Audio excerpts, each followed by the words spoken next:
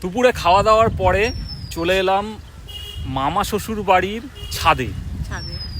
গরমকাল, রোদ্দুর আছে কিন্তু প্রচণ্ড হাওয়া দিচ্ছে, ভালোই লাগছে।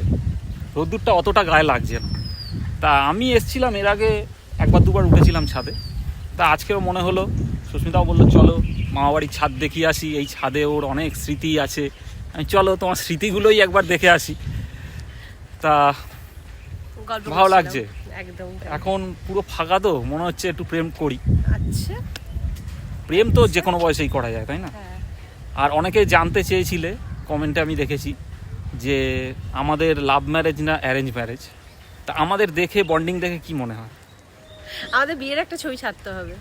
আমাদের লাভ ম্যারেজ, একদমই তাই। লাভ এই ছোট্টবেলা থেকে আমাদের প্রেম ভালোবাসা ছিল।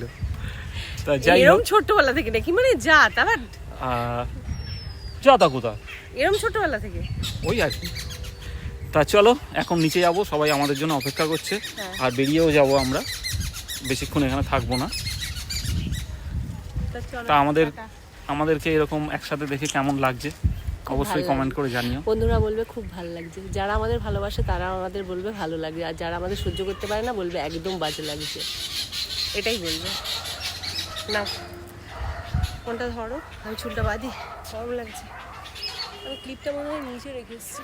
তা যাই হোক, এবার ঘটনা যেটা হচ্ছে, বাস্তব কথা তোমাদের আমি বলে রাখি, সেটা হচ্ছে যে আমাদের তো লাভ ম্যারেজ, কিন্তু ম্যারেজ লাইফে প্রত্যেকের যা অবস্থা হয়, সেই জন্য আমি মানে লাভ ম্যারেজ থেকে ম্যারেজটাকে হাঁটিয়ে দিয়েছি। ধরো একটা নাম লাভ, সারনেম ম্যারেজ, ম্যারেজটাকে হাঁটিয়ে দিয়েছি। এখন শুধুই লাভ,